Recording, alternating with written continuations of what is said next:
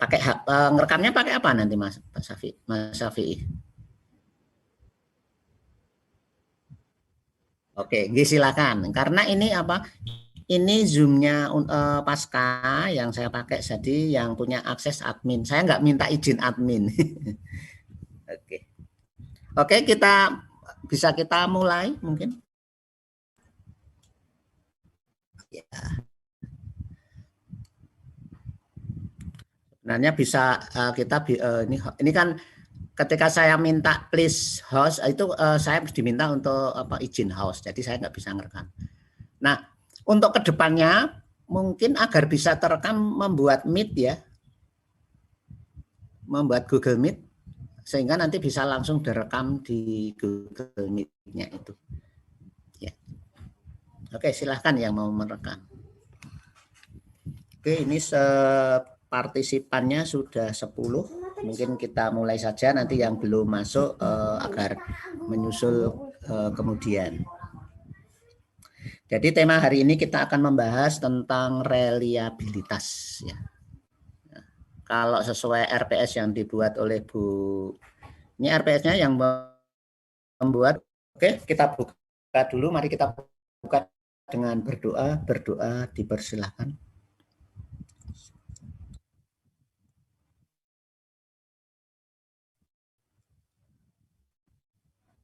Berdoa cukup. Assalamualaikum warahmatullahi wabarakatuh. Waalaikumsalam warahmatullahi wabarakatuh. Ini dulu. Oke, saya izin share materi dulu.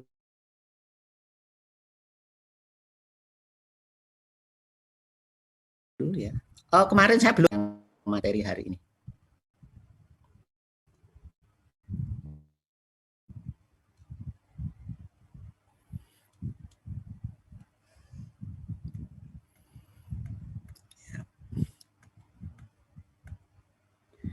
Ya, tema kita hari ini adalah tentang reliabilitas, ya, tentang reliabilitas. Nah, kalau kita bicara tentang reliabilitas, kadang yang tersirat di benak kita itu tentang ada istilah reliable, ada istilah tentang keajegan. Yang di luar Jogja tahu ya keajegan gitu. Ajeg gitu ya. Keajegan, kemudian ada tingkat kepercayaan, ya, tingkat kepercayaan, ada keandalan, nah gitu ya, ada keandalan. Nah, semua itu berkaitan dengan tema kita yang akan kita bahas yaitu tentang reliabilitas. Nah, kalau kita mengembangkan instrumen itu yang penting itu reliable dulu atau valid dulu? Valid dulu. Atau keduanya harus beriringan. Begitu. Informasi Pak Bar kemarin valid dulu, kemudian nanti reliabilitasnya. Oke, jadi instrumen yang baik itu harus valid. Nah, kalau valid pasti reliable. Tapi kalau reliable belum tentu valid. Sehingga instrumen yang baik itu harus valid dan reliable. Jadi validitas yang didukung oleh reliabilitas. Nah, itu. Oke. Pertanyaan itu selalu kalau dulu almarhum Prof Jemari Mardapi itu selalu dikeluarkan dalam ujian ketika komprehensif. Ternyata 60% mahasiswa itu selalu salah menjawab. Ya. Apakah valid dulu? Apa reliable dulu? Ya, gitu. Pertanyaannya selalu itu ya, gitu. Nah, jadi jawaban kita ya supaya menjadi pemahaman yang sama bahwa ketika kita mengembangkan instrumen itu harus valid dan reliable. Tetapi kalau kita baca di buku-buku itu selalu reliabilitas dan validitas gitu ya. Judulnya dibalik gitu ya. Ya, pembahasannya selalu reliabilitas baru validitas gitu. Mestinya karena setiap instrumen itu mestinya kan valid baru reliable. Nah, kalau saya ya antara validitas reliabilitas itu adalah seperti dua sisi mata uang kan gitu ya. di sisi lain adalah valid, di sisi sebaliknya adalah reliable. Begitu. Nah, ketika bicara tentang reliabilitas selalu berkaitan dengan sebuah pertanyaan tentang sejauh mana pengukuran itu dilakukan. Kalau dilakukan berulang-ulang terhadap subjek, apakah memberikan nilai yang sama atau tidak? Ya, gitu. Jadi kalau tes itu diujikan sekarang, kemudian mungkin selang seminggu lagi diujikan lagi kepada responden yang bersangkutan, apakah nilainya itu tetap atau tidak? Nah, kalau hasilnya tetap, artinya kalau kemarin dapat 80, kemudian diuji lagi pakai soal yang sama, itu misalnya dapat 79 begitu. Kira-kira itu menggambarkan instrumen kita reliabel atau tidak? Reliabel, Pak. Reliabel ya, karena itu masih ajek ya, antara 80 dan 79 itu belum terlalu jauh ya. Artinya masih memberikan keajekan. Jadi reliabel itu berkaitan juga dengan kalau kita gunakan untuk mengukur pada satu kesempatan, kemudian pada kesempatan yang lain dalam rentang yang tidak terlalu lama, menghasilkan hal yang sama, maka instrumen itu bisa kita katakan reliable. Artinya ajek tadi ya, ajek atau tetap. Jadi bila dilakukan perulangan pengujian pada responden yang sama, maka hasilnya akan sama terus. Nah, contohnya ketika Anda itu dites pakai ujian ini TOEFL. Ya. Ketika tes TOEFL itu,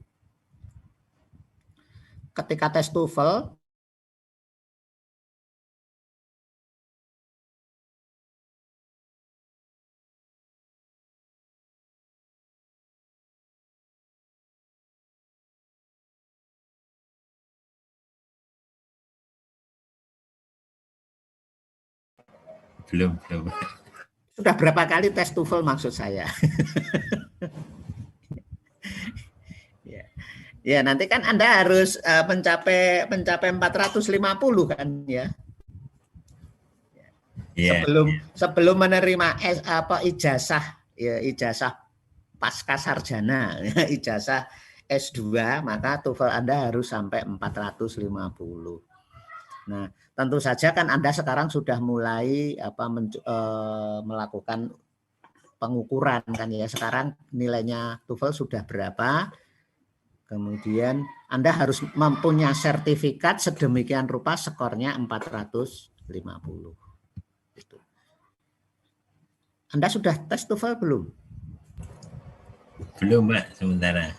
Oh, belum ya. Mestinya sudah ya di awal-awal itu, sehingga nanti Anda tinggal menyerahkan sertifikatnya gitu. Ya. Oke. Jadi satu, kata reliable itu berkaitan dengan keajekan dari suatu hasil pengujian apabila pengujian itu dilakukan secara berulang. Itu boleh merupakan suatu kata kunci dari sebuah reliabilitas. Jadi tadi saya simpulkan bahwa reliabilitas tes itu menunjuk pada konsistensi atau keajekan. Apabila dilakukan tes lebih dari satu kali, akan selalu menunjukkan nilai atau skor yang relatif sama.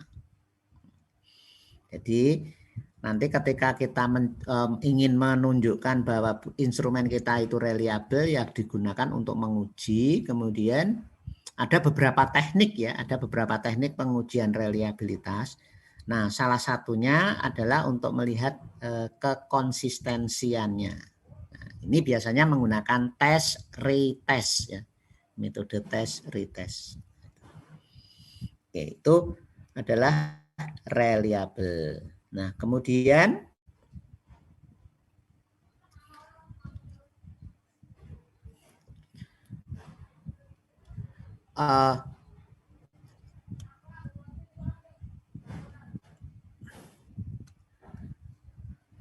tes reliabilitas dalam pendidikan mungkin hasilnya akan ada 3 kategori ya. Kalau secara umum bisa kita kategorikan reliable, ya, kemudian cukup reliable atau tidak reliable. Gitu. Ya, bisa reliable, bisa cukup reliable, bisa tidak reliable. Nah, ada beberapa pendapat ya dari para ahli itu kalau misalnya kurang dari koefisien reliabilitasnya itu kurang dari 0,4 itu tidak reliable. Kalau berada di antara 0,4 sampai 0,6 itu cukup reliable. Nah, kemudian di atas 0,6 sampai 1 itu reliable. Artinya ketika kita nanti mengembangkan instrumen itu minimal reliabilitasnya ya di atas 0,6. Ya. Kalau kurang dari 0,6 artinya harus diperbaiki instrumennya sehingga supaya hasilnya akan menjadi reliable. Nah, nanti ada beberapa teknik bagaimana meningkatkan koefisien reliabilitas. Ada beberapa cara ya. Nanti di slide yang agak bawah. Gitu. Nah, banyak cara untuk menentukan estimasi reliabilitas itu, misalnya dengan tes retest. Tadi kalau tes retest tadi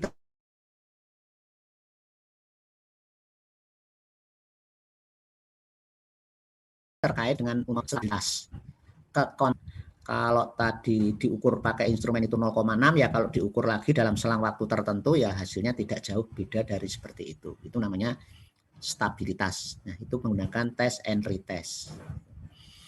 Yang kedua itu menggunakan equivalent atau alternate form. Nah, equivalent atau alternate form itu kita membuat instrumen itu menjadi paket A, paket B, paket C, paket D misalnya. Atau paket A, paket B saja. Yang dikembangkan menggunakan kisi-kisi yang sama. Sehingga teknisnya ketika kita membuat instrumen ini bahwa dalam satu indikator langsung dibuat lebih dari 1 butir. Sehingga nanti misalnya menjadi 2 gitu ya, paket A dan paket B. Jadi antara paket A dan paket B itu dikembangkan menggunakan kisi-kisi yang sama. Setiap nomor butir itu mempunyai kesetaraan butir. Terus kemudian diujikan misalnya paket A diujikan pagi hari. Terus paket B diujikan sore hari. Kemudian dikorelasikan antara hasil yang ada di paket A dan hasil yang berasal dari paket B. Nah, nanti kalau koefisien korelasinya itu misalnya di atas 0,6 artinya reliable. Gitu. Nah, biasanya ada masing-masing punya kelemahan dan kelebihan ya. Misalnya kalau pakai alternate form ini kan kelebihannya itu kita bisa punya banyak alternatif soal kan ya. Kita bisa punya soal yang lebih banyak. Cuman kelemahannya kita harus membuat soal banyak. Nah, gitu. Tapi kelebihannya kita bisa mempunyai bank soal karena kita bisa punya paket A, paket B. Nanti paket A dipakai untuk pretest, paket B untuk post test kan begitu. Jadi akan lebih menguntungkan dengan menggunakan model ekuivalen. Kemudian internal konsistensi atau konsistensi internal. Nah, itu cara ketiga. Ya, ini nanti ada metode Rulon, ada metode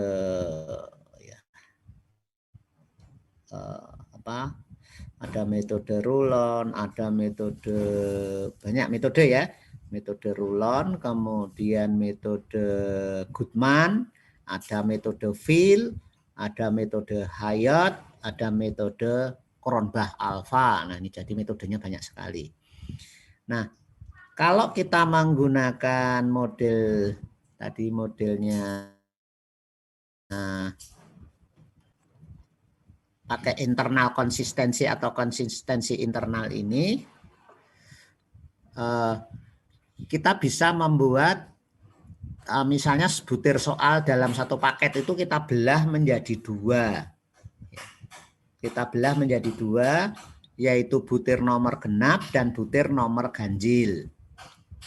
Nah, antara butir nomor genap dan nomor ganjil, ketika sudah kita uji cobakan, kemudian kita korelasikan antara nomor genap dan nomor ganjil. Sehingga kalau hasil korelasinya itu tinggi, menunjukkan korelasi reliabilitasnya juga tinggi.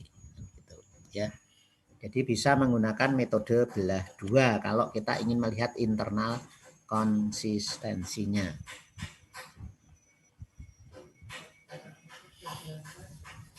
Nah,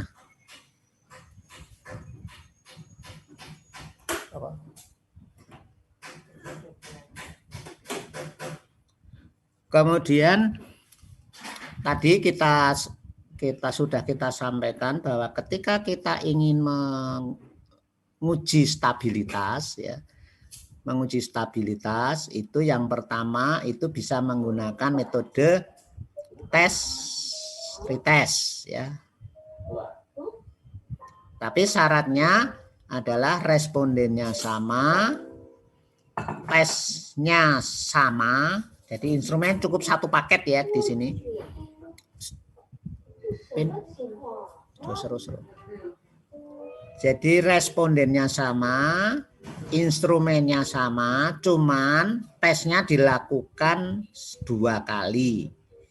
Ya, 2 kali. Setiap pengujian harus ada jeda. Nah, jedanya tidak boleh terlalu lama, tetapi juga tidak boleh terlalu pendek. Nah, ini anak saya katanya pendek gitu ya. Kalau lama itu kan dengan pasangannya kan tidak pendek ya, tapi lama dengan kalau tidak lama kan bukan ya apa. Jadi selangnya jangan terlalu lama. Nah, sekarang berapa dikatakan terlalu lama? Nah, persoalannya. Terlalu lama. Misalnya ujian pertama diujikan minggu ini, misalnya hari Jumat sekarang. Maka kalau kita ujikan pada minggu depan itu sudah terlalu lama atau belum? Halo? Kalau ujiannya kita lakukan Jumat hari ini, kemudian ujian ulangnya minggu depan gitu, sudah terlalu lama belum? Kira-kira? Belum, Pak. Belum. Kira-kira dalam 1 minggu itu ketika kemarin menjawab A gitu, kira-kira 1 minggu yang akan datang masih ingat nggak jawabannya? Ada yang masih ingat, ada yang tidak, Pak. Sama-sama berarti. Kalau habis mengerjakan sekarang, terus minggu depan mengerjakan lagi masih jawaban yang dijawab sekarang itu kira-kira masih ingat belum kalau 1 minggu ya? Kalau itu masih ingat, artinya masih terlalu pendek waktu jedanya gitu. Tapi kalau sudah nggak ingat, bisa kita katakan sudah lama. Gitu. Artinya relatif ya kata lama dan pendek ini tergantung kualitas responden. Tetapi ada rambu-rambunya, yaitu bahwa jeda antar waktu ya kira-kira 2 minggu. Jeda antar waktu. Jadi minggu ini kalau Jumat sekarang kita ujikan, maka Jumat besoknya lagi baru kita ujikan. Nah, harapannya itu sudah lupa. Cuman ada kelemahan di sini. Waktunya jadi lama kan ya untuk pengembangan itu. Jadi banyak waktu yang terbuang karena harus menunggu waktu yang cukup lama. Harus nunggu 2 minggu lagi untuk mendapatkan satu respon baru, kan gitu. Jadi sepertinya bagi seorang peneliti itu sudah membuang waktu 2 minggu itu Eman ya, sehingga biasanya akan jauh lebih baik kalau kita menggunakan yang ekuivalen. Ya. Artinya kita membuat 2 butir soal, 2 paket soal, gitu, paket A dan paket B yang dibuat menggunakan kisi-kisi yang sama. Nah, di sini banyak keuntungannya kalau kita membuat paket A dan paket B, yaitu keuntungannya kita bisa punya soal, cadangan soal, kemudian soal paket A bisa kita pakai pretest, paket B bisa dipakai untuk post-test. Nah, itu. Jadi tergantung kebutuhan lah gitu ya. Gitu. Oke. Itu kalau test and retest. Nah, ini contohnya. Jadi misalnya ini kemudian diberikanlah perlakuan ya. Dalam jeda waktu tadi tidak ada perlakuan, misalnya diajar pakai materi itu gitu ya. Jadi tanpa ada perlakuan, setelah seminggu diuji.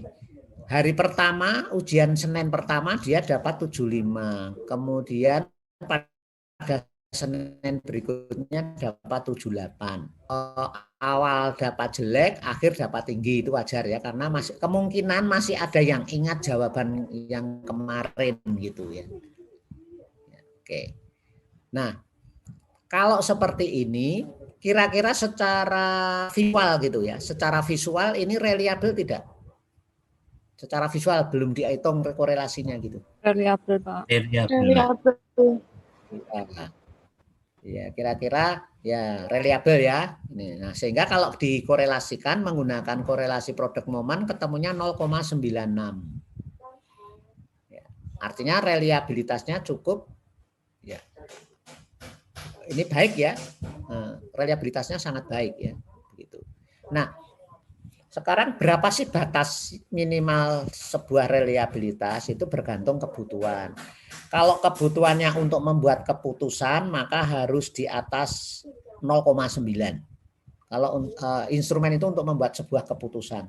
Tetapi kalau sebatas untuk mengukur hasil belajar maka di atas 0,7 sudah diperbolehkan.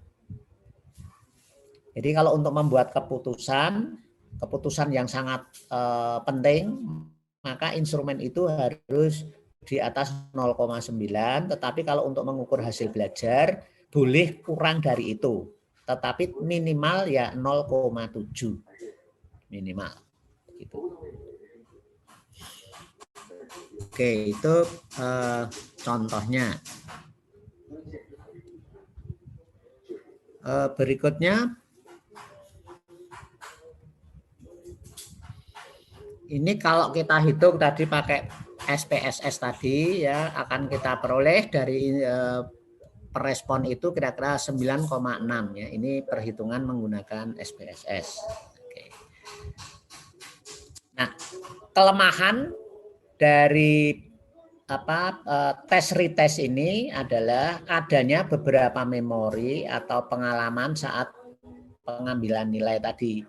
Jadi ketika diuji yang kedua ada kemungkinan masih ingat jawaban yang pertama dulu. Ya mungkin sekian persen masih ingat ya. Itu wajar ya. Sekian persen masih ingat. Sehingga kemungkinan skor ujian kedua lebih baik dari skor ujian pertama. Jadi contohnya itu akan mendapatkan jawaban benar pada saat tes yang kedua dengan cara mengingat atau menemukan jawaban pada tes awal. Pada tes awal itu kan lama dia ngitungnya, itu misalnya kalau materi eksak gitu ya, ngitungnya udah lama. Tapi pada ujian yang kedua dia sudah masih ingat waktu ngitung lama dulu jawabannya ini, gitu. Nah itu kelemahannya. Sehingga untuk mengatasinya menggunakan interval ya. Atau pengujian ulang perlu jeda waktu dalam jangka waktu yang lama ya. Jadi jeda waktunya yang lama tadi ya kira-kira 2 minggu setelah itu ya, kira-kira 2 minggu setelah ujian pertama, sehingga ingatan tes pertama akan sedikit pudar. Tetapi tidak boleh dalam interval yang cukup panjang. Tidak boleh dalam rentang yang cukup panjang karena akan mempengaruhi hasil. Dalam jangka yang panjang tadi dia sudah sempat belajar, ya, sudah sempat belajar sehingga nanti tidak konsisten antara hasil ujian pertama dan hasil ujian yang kedua. Jadi tidak boleh pendek dan tidak boleh terlalu panjang. Ya, kira-kira ya menurut judgement itu kira-kira 2 minggu. Ya, 2 minggu itu menurut judgement ya. Judgement itu orang ahli ya.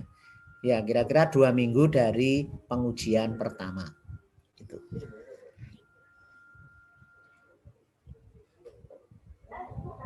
Oke, sampai di sini ada pertanyaan dulu terkait dengan reliabilitas menggunakan test and retest.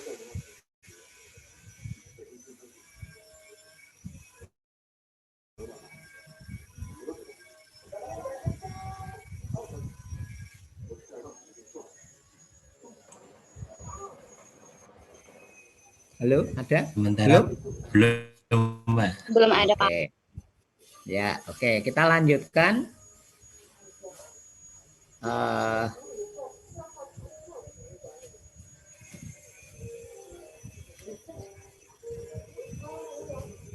Nah, ini misalnya, ini ada suatu ilustrasi ya. Ilustrasi. Ketika, ini masih tes retest ya. Ketika tes pertama dilakukan pada 1 Januari. Tes pertama dilakukan pada 1 Januari. Kemudian selang 1 bulan diujikan lagi. Tes A ini diujikan lagi pada responden yang sama. Ternyata korelasinya adalah 0,9. Kemudian kasus kedua, tes A itu diujikan pada 1 Januari. Terus tes kedua dilakukan 6 bulan berikutnya. Jadi di awal semester, ini di akhir semester. Koefisien korelasinya 0,5. Akhirnya besar ya. Yang Juni. Ya. Tes Juni itu hasilnya jauh lebih baik dibanding yang 1 Januari. Karena di sini pasti sudah ada suatu proses belajar. Sehingga mengakibatkan selisih antara hasil tes Januari dengan Juni itu terpaut besar sekali, maka akan menurunkan nilai koefisien korelasinya. Nah, ini ilustrasi ketika menggunakan tes retest, kesimpulannya jangan terlalu lama, tapi juga jangan terlalu dekat. Ya, gitu. Sehingga ya menurut judgement kira-kira 2 minggu berselang ya dari ujian 1 ke ujian yang kedua. Itu menurut judgement. Kemudian cara kedua adalah menggunakan alternatif form atau bentuk pengujian paralel. Jadi di sini kita membuat paket soalnya tidak hanya 1.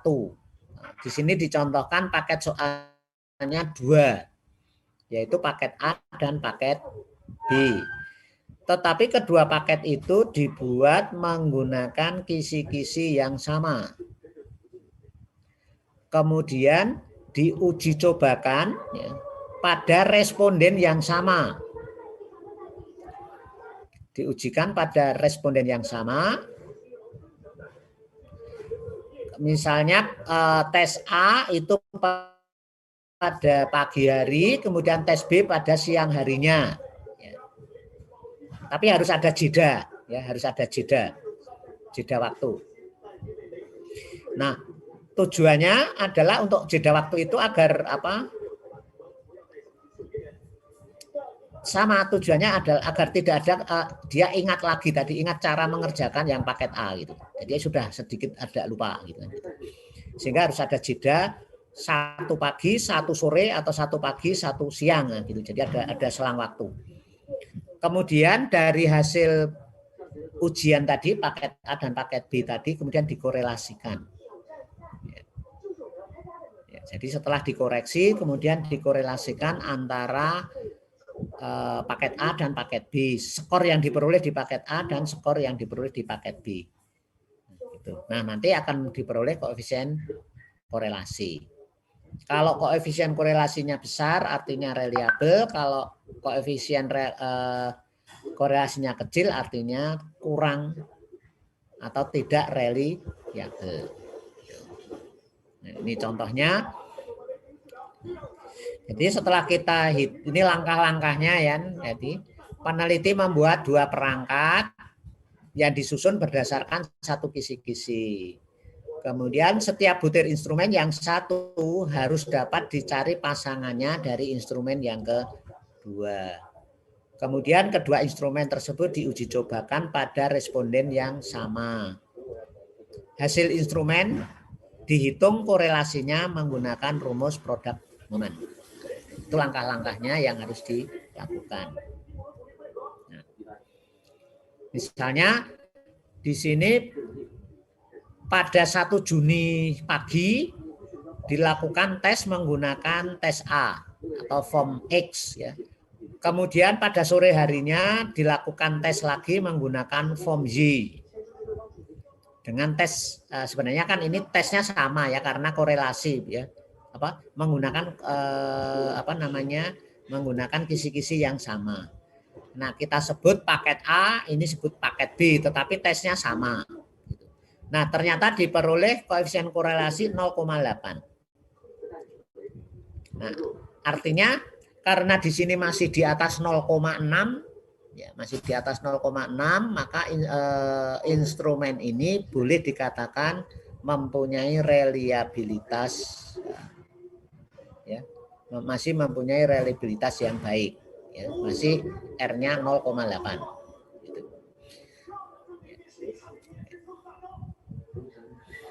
Oke, itu kalau dengan cara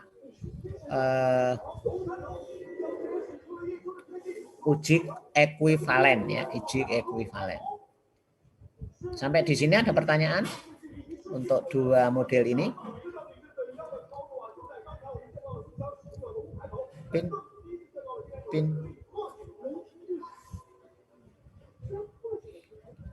Halo, ada pertanyaan untuk 2 model ini? Tanya sedikit, Pak. Iya, silakan.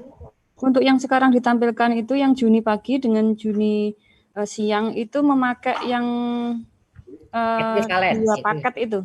Ya. Jadi yang form X itu paket A, form Y paket B. Tetapi itu, tesnya sama.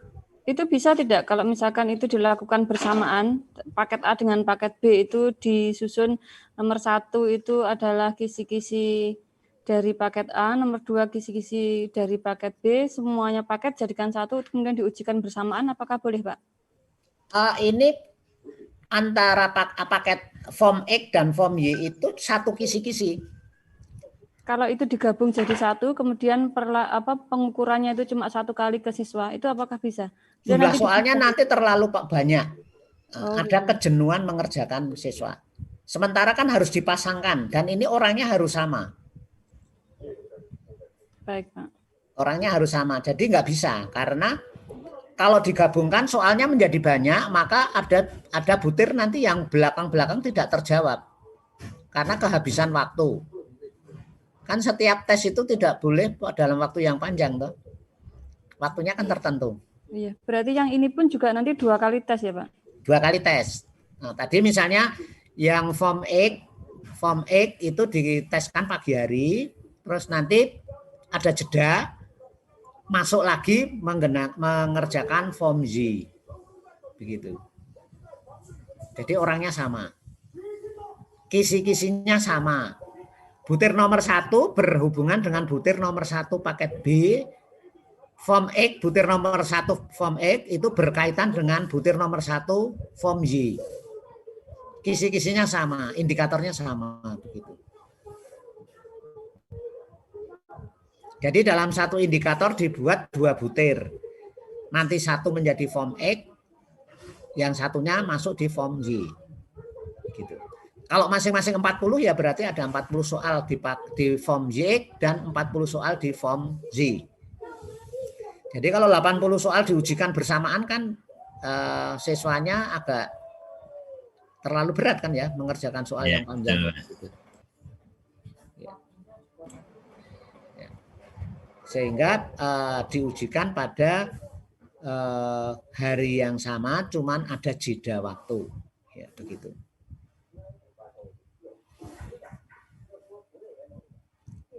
Masih bingung, Mbak Jumini? Insya Allah sudah jelas, Pak. Oh, udah jelas, oke ya. Nah, ini lebih recommended ya, yang ini karena ada kelebihan. Nanti kita punya bank soal. Kalau paket AA butirnya gugur, ada yang gugur bisa diganti menggunakan paket yang satunya, butirnya itu. Sehingga kalau ada paket di form X itu gugur, bisa jadi di form Y tidak gugur, maka butir soal yang ada di form Y bisa diadopsi di form X. Sehingga kita tidak lagi membuat soal dan melakukan uji coba lagi. Gitu. Jadi ada kelebihannya ketika kita menggunakan model paket A dan paket B. Gitu. Oke, ada lagi pertanyaan?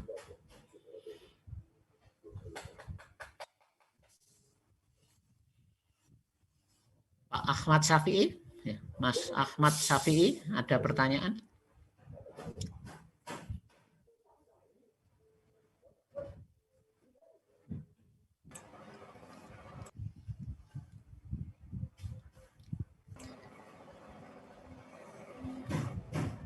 Mas Muhammad Fajrul, ada pertanyaan? Kalau ini Pak, waktu idealnya setiap paket itu berapa menit Pak ininya? Nah, biasanya kalau kita membuat soal checkpoint, nah itu tidak boleh lebih dari 3 menit satu soal. Untuk setiap soal. Jadi kalau jumlah butirnya 40 ya tidak boleh lebih dari 120 waktunya kan gitu. Jadi tergantung mode soalnya itu panjang atau soal-soal pendek. Kalau 40 itu biasanya kan dibuat 90 menit itu ya. Gitu. Kalau di sekolah itu kan 2 jam pelajaran kan 90 menit. Jadi ya usahakan jumlah soalnya adalah kira-kira bisa dikerjakan dalam waktu 90 menit maksimum. Kalau 3 jam ya 120. Tapi kan ujian selama 120 menit itu sudah terlalu panjang ya. Iya, terlalu lama Pak. Sudah terlalu fatigue, capek ya untuk siswa. Jadi kira-kira satu butir itu tidak lebih dari 3 menit. Gitu ya. Nah, cara mengira-ngira waktu ujian itu adalah begini. Ketika sudah selesai membuat butir soal, cobalah si penulis soal itu mengerjakan. Dicoba penulis soal itu mengerjakan. Kira-kira butuh waktu berapa untuk penulis? Kalau penulis itu butuh waktu 1 jam, maka tidak etis kalau membatasi waktunya 1 jam. Pasti harus lebih dari 1 jam. Ya misalnya kalau penulis itu mengerjakan soal 1 sampai 40 itu butuh waktu 1 jam ya nanti waktu pengerjaan soal ya paling tidak 1,5 jam. Begitu untuk siswa. Karena kan si pembuat soal tahu kuncinya itu paling tidak membaca soalnya saja sudah 1 jam. Kan nggak mungkin untuk siswa membaca langsung menjawab gitu kan nggak mungkin. Begitu. Ya kira-kira begitu cara mengukur waktu yang pantas gitu. Dikalikan 1,5-nya gitu dengan Anda. Baik Pak, terima kasih. Oke, ya. Oke, kita lanjut. Sudah nggak ada? Bisa Pak. Ya. Oke, selanjutnya adalah menentukan reliabilitas yang didasarkan pada internal konsistensi atau konsistensi internal. Nah, konsistensi internal itu kalau dalam bahasa item respon teori itu adalah bahwa antar butir itu harus saling berkorelasi. Antar butir. Jadi butir 1 harus berkorelasi dengan butir 2 berkorelasi dengan butir 3 kan gitu. Artinya atau dengan kata lain, item harus berkorelasi dengan antara satu dengan yang lainnya. Gitu. Artinya kalau saling berkorelasi itu butir 1 itu anggota butir 2, butir 2 anggota butir 3, butir 3 anggota butir 1 gitu ya. Jadi saling berhubungan antara butir. Itu yang disebut dengan internal konsistensi. Sehingga kita bisa menggunakan metode konsistensi internal di dalam menentukan reliabilitasnya. Nah, metode konsistensi internal ini misalnya kita kenal dengan split half method. Metode belah dua. Nah, gitu ya. Metode belah dua. Jadi satu paket soal itu kita pecah menjadi 2 bagian. Yang satu adalah nomor genap, yang satu nomor ganjil. Nah ini, jadi pendekatannya adalah membagi item tes dengan menempatkan item bernomor ganjil menjadi setengah dan item genap pada tes lainnya menjadi separuhnya. Jadi kalau ada 40 ya nomor ganjil kita pisah, nomor genap kita pisah. Setelah itu dari hasil pengujian atau hasil uji coba kita korelasikan antara nomor ganjil dan nomor genap. Jadi setelah direspon antara nomor ganjil dan nomor genap itu kita pisah. Terus kita cari korelasi antara nomor genap dan nomor ganjil. Sehingga kita peroleh koefisien korelasi. Nah, koefisien korelasi yang kita peroleh menggambarkan reliabilitas. Jadi korelasinya pakai produk momen ya, nanti persamaannya sudah ada. Nah ini misalnya kita punya tes A, kemudian tes A itu kita bagi menjadi 2, nomor genap, nomor ganjil, kemudian koefisien korelasinya misalnya 0,75. Artinya internal konsistensi reliabilitasnya antara ganjil dan genap itu kita peroleh 0,75. Dengan kata lain dia masih memenuhi kriteria reliable. Ya, masih punya kriteria reliable. Oke, itu cara menghitungnya. Nah,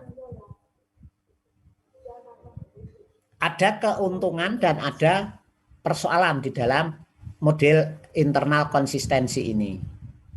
Keuntungannya hanya satu tes yang diperlukan.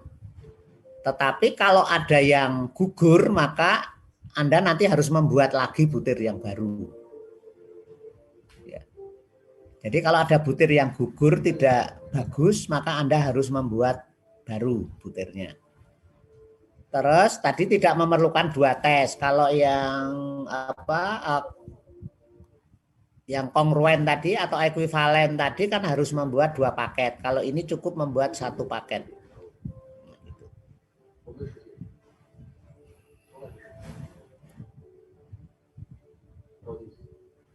Nah, persoalan yang sering dihadapi itu kalau membagi 2 itu kan soalnya harus genap jumlahnya. Jadi kalau Anda membuat soalnya itu tidak genap atau ganjil jumlahnya, maka Anda akan kesulitan menerapkan persamaannya karena ada 1 butir yang terlepas di situ. Jadi syaratnya jumlah butir dalam paket soal itu harus genap. Genap misalnya 10, 20, 30 ya. 40, 50. Kalau misalnya jumlah butirnya 11 atau 21 gitu, Anda akan kesulitan menerapkan rumus tadi. Karena ada satu butir yang tidak bisa punya pasangan begitu. Jadi persyaratannya di sini permasalahan yang dihadapi bahwa ketika ingin menerapkan internal konsistensi ini, jumlah butir harus mempunyai pola genap. Pola genap itu ya 2, 4, 6, 8, 10, 12 gitu. Jadi kalau ada 11, ada 13, Anda akan kesulitan menggunakan. Jadi Anda harus memilih cara lain gitu. Jadi kalau Anda nanti mendesainnya mau model internal konsistensi, ya dibuat soalnya genap jumlahnya. Ya, tidak ganjil. Walaupun cara ini sudah dibuatkan persamaan oleh Sperman Brown ya. Nah, nanti kalau terpaksa ganjil, maka Anda harus menggunakan rumus lain, yaitu menggunakan persamaan Sperman Brown. Itu kalau jumlahnya tidak sama. Tetapi agar mudah nanti kalau membuat soal itu jumlahnya genap gitu ya, sehingga apapun rumus reliabilitas bisa kita terapkan di situ. Itu untuk mengatasinya. Nah, ini kalau tadi jumlah prediktif, ini misalnya pakai rumus Sperman Brown, itu bahwa rumusnya adalah koefisien korelasi antara dua bagian genap ganjil itu dirumuskan oleh 2RH per 1 plus RH. Nah, RH itu adalah korelasi antar kedua bagian tes tadi, ya, antara ganjil dan genap. Jadi ganjil dan genap kita korelasikan. Setelah kita temukan koefisien korelasi, kita masukkan rumusnya seperti ini, di rumus ini. Itu kalau menggunakan Sperman Brown. Kemudian ada rumus Kunder-Richardson.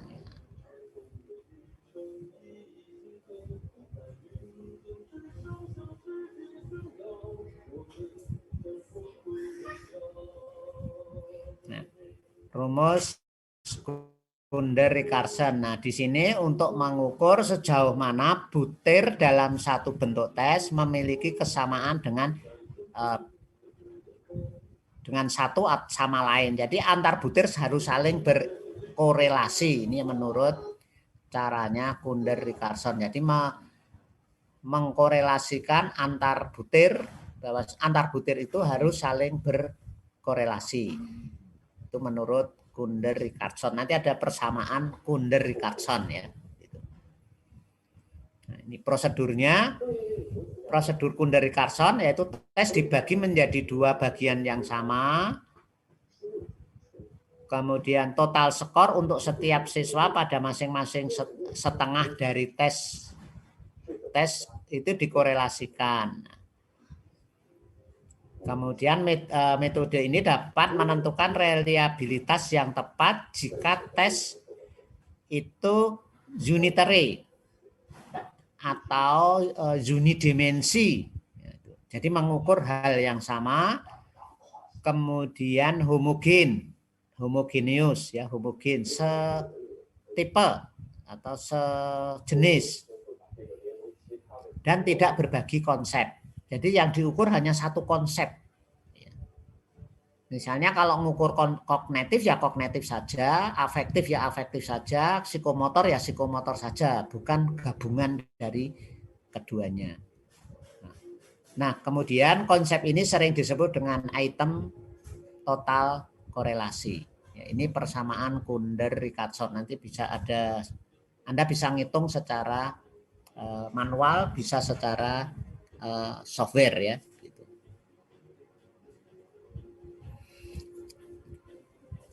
Nah, ini manual untuk menghitung. Ini persamaan Kunder-Richardson itu ada KR20, ada KR21. Nah, umumnya untuk menghitung korelasi koefisien reliabilitas itu dipilih yang KR20 umumnya. Karena ngitungnya lebih mudah.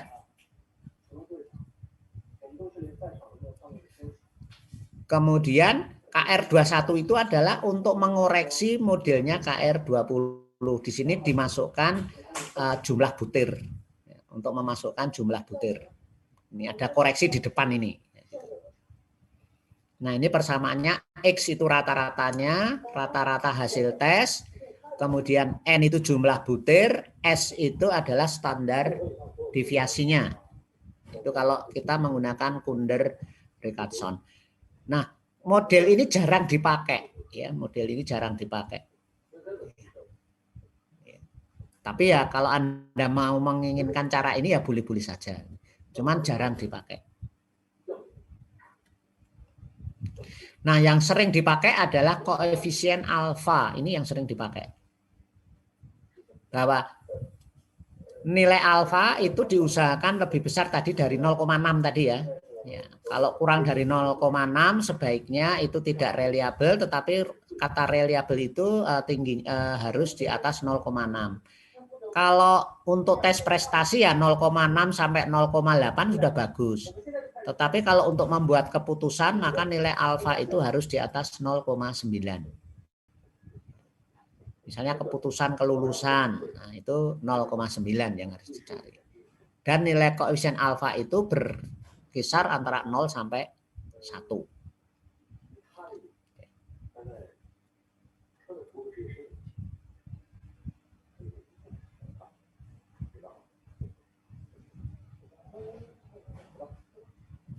Nah, konsistensi internal itu dipakai hanya apabila kita mengukur satu konsep tunggal.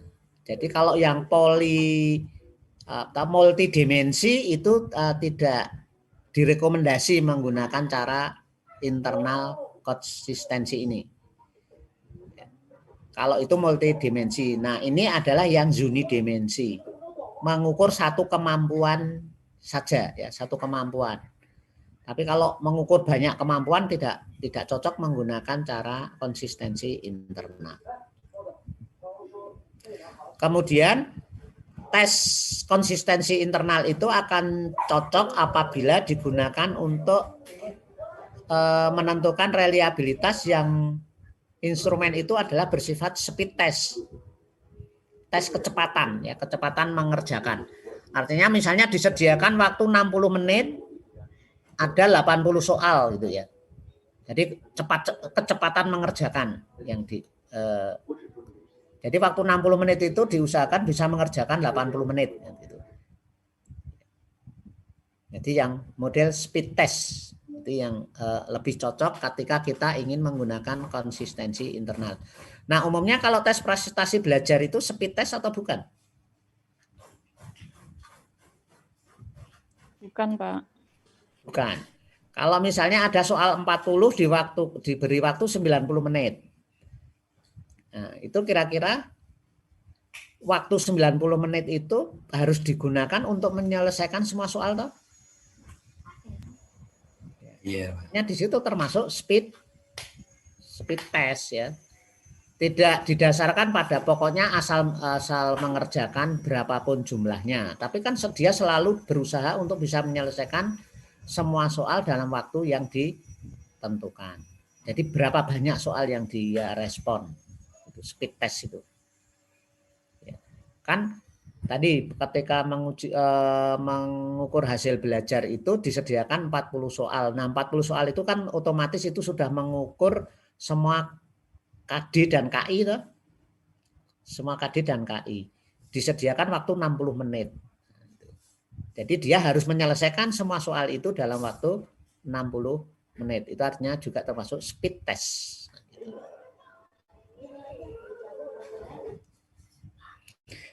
Kalau tes TOEFL termasuk speed test atau bukan? Termasuk, Pak. Termasuk, Pak. Nah, termasuk kan Anda dibatasi waktu untuk menyelesaikan satu jumlah soal tertentu. Ya. Tes ini, tes TPA. Potensial akademik. Termasuk. Ada waktunya, Pak. Ya, termasuk speed test. Gitu, ya. Kalau yang bukan, yang contohnya apa, Pak? Yang bukan speed test itu misalnya begini, ada soal disediakan 10 soal. kerjakan 5 saja dari soal tersebut. Pokoknya dia mengerjakan 5 soal, ya, tidak 5 soal yang dari 10 soal itu kan bukan speed test ya. Jadi dia mempunyai hak untuk memilih mana yang dia kuasai. Sehingga harapannya dengan mengerjakan 5 dari 10 tadi, harapannya mereka bisa mengerjakan 5 soal itu sehingga nilainya nanti baik semua kan gitu. Jadi itu yang menguntungkan siswa atau mahasiswa kan yang seperti itu ya. Iya, Pak. Ya, kalau speed test kan biasanya karena harus menyelesaikan sekian sehingga takut nanti ada punishment itu kalau speed test itu. Ya. Kalau menjawab benar di skor 2, kalau menjawab salah di skor -1 gitu kan gitu. Artinya kan mereka ketika menjawab kan harus hati-hati toh ya. Ya, gitu. Oke. Ya, jadi model-model pilihan majemuk itu kebanyakan untuk soal-soal yang bersifat speed test tadi. Nah,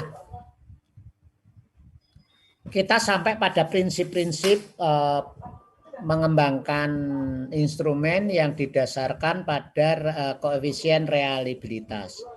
Ada sejumlah prinsip ketika kita ingin mengukur reliabilitas. Ya.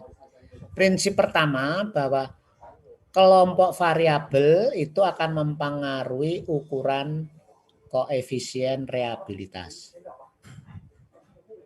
Artinya begini, kalau kita ingin meningkatkan reliabilitas, maka responden itu harus heterogen.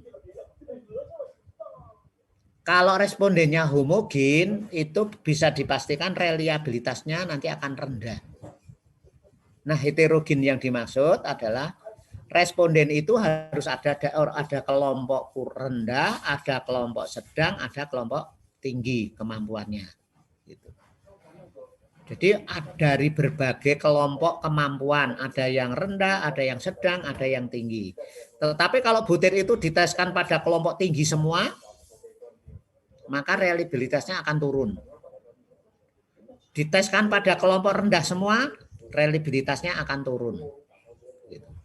Jadi harus ada orang yang berkemampuan rendah, ada orang berkemampuan sedang, ada orang berkemampuan tinggi ketika kita mengujikan suatu instrumen agar reliabilitasnya meningkat.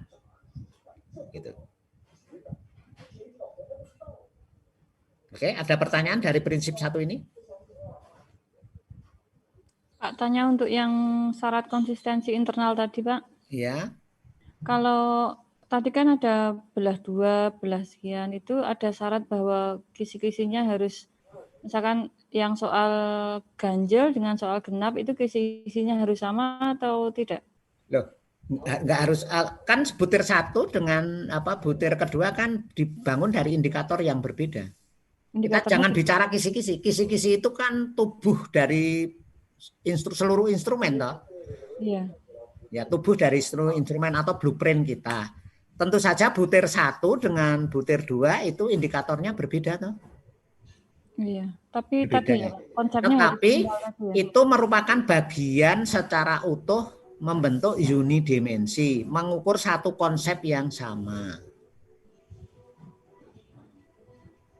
Ya, jadi mengukur konsep yang sama. Konsep yang sama itu apa? Misalnya satu pokok materi tertentu, ya, materi tertentu di mana setiap indikator itu saling berhubungan.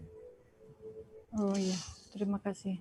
Ya, konsepnya harus sama ya. Misalnya kalau ngukur tentang kalau Mbak Jum ini dari background apa pendidikannya? Matematika, Pak. Pendidikan dari matematika.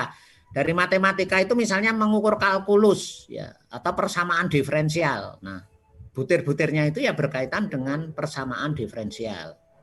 Itu kan konsepnya sama. Bukan mengukur aritmatika. Iya. Ya, jadi konsep yang diukur itu sama kan begitu. Kalau Pak, itu nanti masing-masing pembelahan harus dicari rata-rata dengan variannya, apakah Ya, itu Yang syarat kedua, ngitungnya semuanya begitu, harus dicari ya. rata-rata varian dari masing-masing kelompok. Begitu. Kan rumusnya ada pakai SD dan rata-rata. Iya, maksudnya kalau dia dikatakan paralel kalau rata-rata dengan variannya hampir sama begitu atau tidak, Pak? Yang dimaksud dengan paralel itu kan terhubung ya, misalnya paket A dan paket B itu kan paralel. Kalau belah dua, ya belah dua kan ganjil dan genap. Artinya kan antara ganjil dan genap itu kan mengukur konsep yang sama. Ya. Kalau rata-ratanya nanti bisa saja berbeda. Kalau di paket A itu di jumlah butir yang genap itu skornya yang benar, jawabannya yang benar dengan ganjil yang benar berbeda, kan bisa rata-ratanya berbeda toh. Terima kasih, Pak. Kan didasarkan pada jumlah jawaban yang benar. Ya, atau rata-rata kan didasarkan pada jumlah jawaban yang benar itu rata-rata. Ya. Gitu. Nanti kita lihatkan Excel-nya, nanti bisa dilihat kita hitung pakai Excel gitu. Oke, prinsip 1 bisa diterima? Bisa, Pak. Oke, jadi ketika ingin meningkat, kesimpulannya bahwa ketika kita ingin meningkatkan reliabilitas, maka kita harus apa? Heterogen. Salah satunya respondennya dicari yang heterogen. Nah, melibatkan responden yang kemampuannya heterogen, ya. Bervariasi kemampuannya. Gitu. Prinsip kedua, keandalan scoring uji batas reliabilitas. Maksudnya cara memilih model menghitung reliabilitasnya itu harus cermat.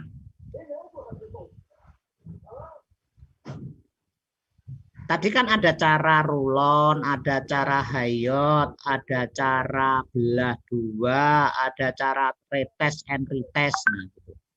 Nah, pemilihan itu juga akan mempengaruhi hasil karena setiap metode bisa berbeda nilai reliabilitasnya. Misalnya tadi kita punya satu tes, kemudian dicoba pakai test and retest. Terus dicoba lagi menghitung pakai belah dua. Nah, tentu saja hasilnya bisa berbeda. Jadi cara pemilihan rumus yang dipakai untuk ngitung itu juga bisa mempengaruhi nilai reliabilitas.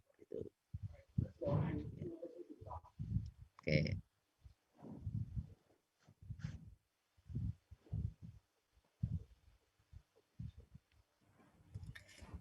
Kemudian prinsip yang ketiga, dengan cara memperpanjang jumlah butir soal. Jadi prinsip pertama tadi adalah responden yang digunakan untuk uji coba itu harus heterogen. Terus yang kedua, pemilihan rumus reliabilitas yang dipilih. Yang ketiga adalah dengan cara memperbanyak butir. Jadi kalau butirnya 5 dengan butirnya 10 akan jauh lebih baik kalau kita menggunakan 10 butir. Jadi dengan memperpanjang panjang tes atau jumlah butirnya ditambah. Tetapi kan penambahan jumlah panjang tes kan juga harus mempertimbangkan waktu untuk mengerjakan. Jadi kalau misalnya dalam waktu 30 menit diminta mengerjakan 5 soal dengan 5 soal, artinya kan satu soal 6 menit. Kan terlalu panjang ya waktu yang dipakai untuk mengerjakan. Nah, nanti semua soal bisa benar semua itu jawabannya.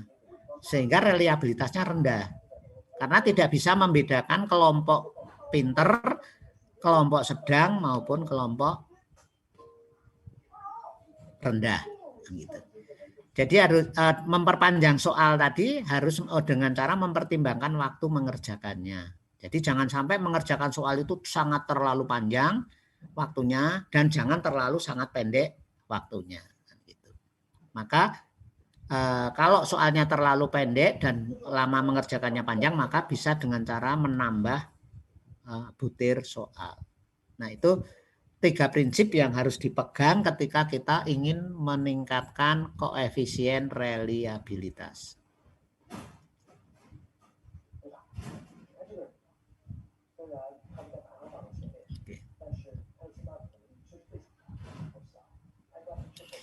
Jadi ketika kita menambah butir soal tadi dalam suatu tes, itu variabilitas butir soalnya akan meningkat. Kalau variabilitasnya meningkat, maka otomatis reliabilitasnya juga meningkat. Ya. Butirnya kan bisa lebih bervariasi gitu ya di dalam kalau butirnya banyak gitu, memperbanyak butir itu.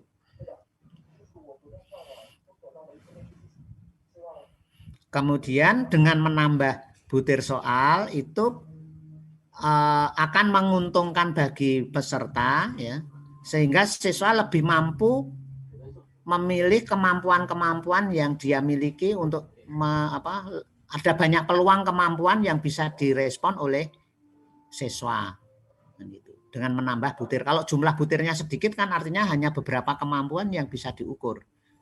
Tetapi dengan menambah butir itu variabilitasnya meningkat. Terus yang kedua bisa mengukur kemampuan-kemampuan lain yang dimiliki oleh peserta. Nah, itu akan berakibat pada peningkatan reliabilitas. Kemudian prinsip yang keempat adalah reliabilitas cenderung menurun karena tes terlalu mudah dan tes terlalu sulit. Jadi prinsip yang keempat, jangan membuat soal terlalu mudah dan terlalu sulit untuk meningkatkan reliabilitas. Jadi kesimpulannya ada 4 prinsip ketika kita ingin meningkatkan reliabilitas suatu instrumen. Yang pertama adalah apa? Pertama,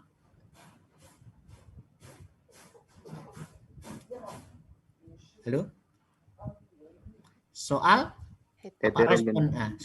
respondennya harus heterogen. Terus yang kedua, menambah panjang tes ya, menambah panjang tes atau menambahi butir ya. Terus yang ketiga,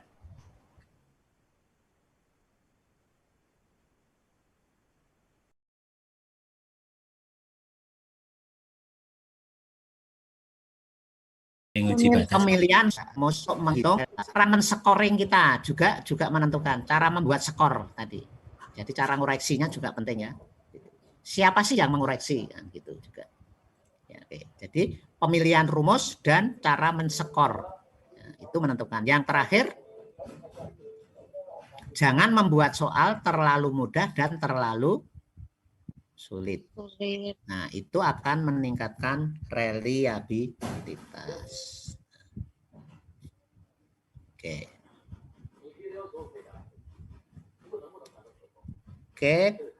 Kemudian beberapa rumus yang bisa kita pakai untuk menentukan reliabilitas ya. Misalnya sebentar, stop.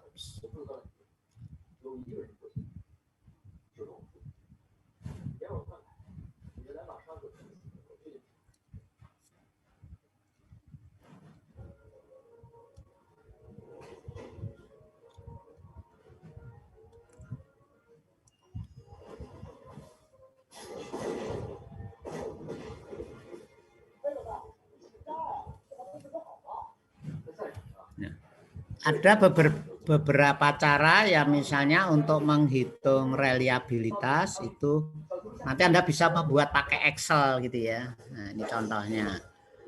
Ini ada 12 butir, ada 12 butir. Kemudian akan kita hitung reliabilitasnya. Nah, tadi butirnya kita belah menjadi 2 ya. Kelompok ganjil dan kelompok genap. Kemudian ini responnya misalnya. Responnya.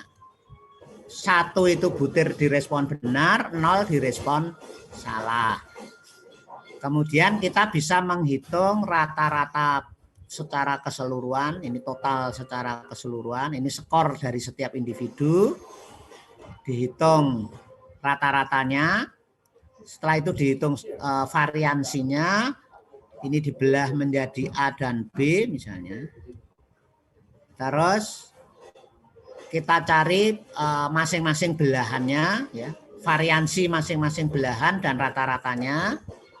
Setelah itu kita masukkan ke dalam rumus Alfa-Cronbach misalnya. Jadi rumus Alfa-Cronbach itu bergantung pada jumlah butir. K itu kan jumlah butir tadi ya. Jumlah butir dan standar deviasi. Sekarang standar deviasi tadi menggambarkan apa?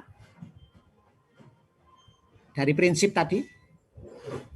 Variabilitas. Variabilitas. Jadi semakin bervariasi akan mengubah nilai reliabilitas. Kalau K menggambarkan panjang tes toh? Iya, banyaknya butir. Jadi banyaknya butir kan berpengaruh ya terhadap reliabilitas. Oke, jadi kata kuncinya sudah ketemu sekarang. Nah, sekarang ini rata-rata. Nah, rata-rata itu kan berkaitan dengan cara scoring. Rata-rata itu kan berkaitan dengan cara scoring. Terus di sini variansi. Ya. Kalau di Hayot itu variansi. Artinya variansi itu sangat berpengaruh besar terhadap nilai reliabilitas. Jadi hampir semua berkaitan dengan persamaan variansi kan ya. Ini juga variansi menurut Goodman. Ya, jadi variansi berpengaruh terhadap reliabilitas. Ini juga variansi lagi. Ya. Jadi variansi, ya, kira-kira itu ya. Ada 4 prinsip yang harus kita ingat ketika kita ingin meningkatkan reliabilitas. Oke, sampai di sini ada pertanyaan?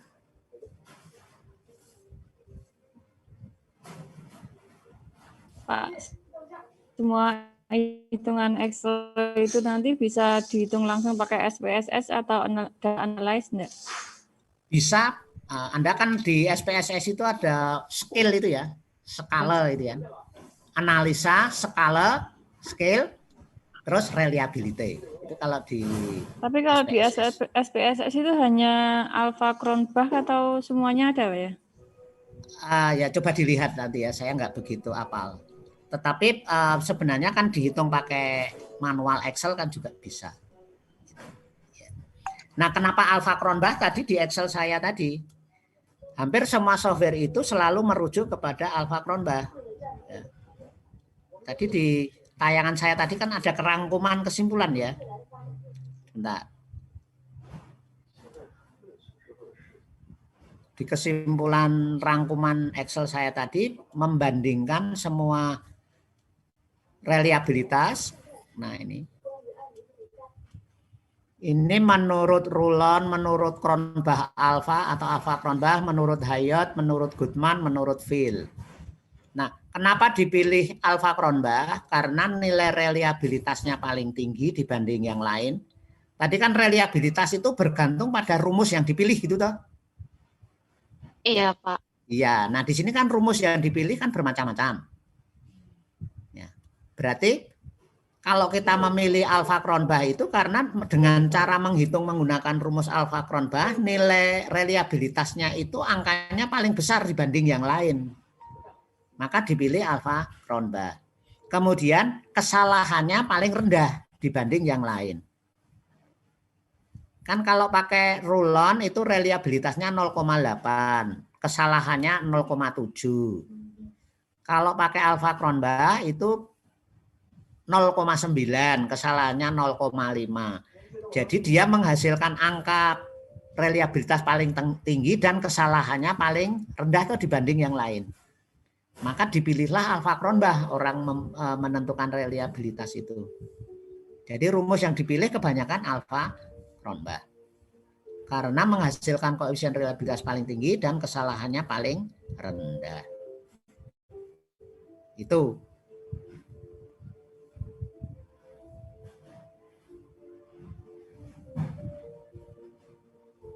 Oke, sudah? Ada pertanyaan lagi? Ya. Pak, terus nilai binomial error yang bagian bawah itu dilihat dari mana? Ada rumusnya tadi, rumusnya. Nah, ini rumus binomial error. Iya, Pak. Standar errornya kan pakai rumus binomial error ini, ngitungnya. Gitu. Ini kalau ya, nah ini binomial error. Jadi kita mencoba menghitung reliabilitas, mencoba menghitung rumus pakai rumus errornya, terus mencari reliabilitas itu kan harus nilainya besar, tapi kesalahannya paling rendah toh. Nah, ternyata jatuh pada alfa Kronbach gitu. Sudah? Sudah, Pak. Oke, mungkin kita sampai di sini ya karena saya harus masuk di kelas B. Pak, bolehkah kami minta ini Pak, share screen ini nanti di grup deh. Begini, Anda sudah ikut kuliah teori tes klasik enggak?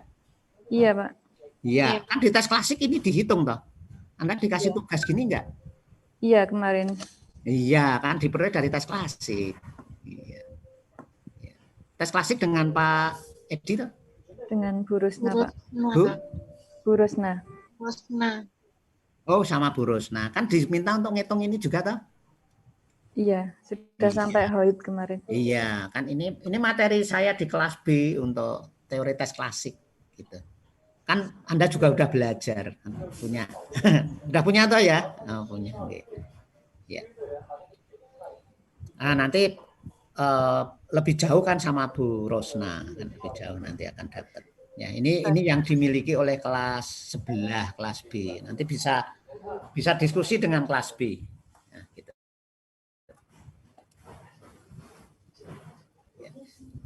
Ini kelas B sudah sampai pada kesalian binomial. Jadi mereka membuktikan seperti ini.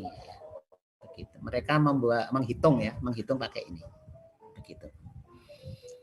Oke, mungkin saya sampai di sini untuk kuliah pagi ini saya harus masuk di kelas B mengganti hari Kamis kemarin yang tidak ada kuliah. Oke, sampai di sini. Assalamualaikum warahmatullahi wabarakatuh. Waalaikumsalam warahmatullahi wabarakatuh. Terima kasih, Pak. Terima kasih, Pak. Oke. Izin live.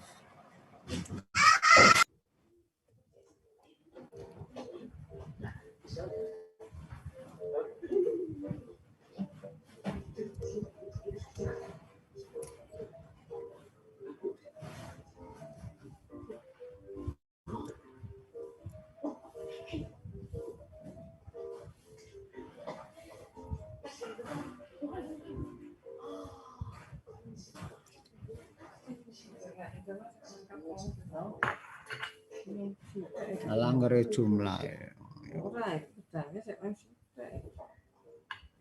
presentasi evaluasi bab 16 reliabilitas 22 reliabilitas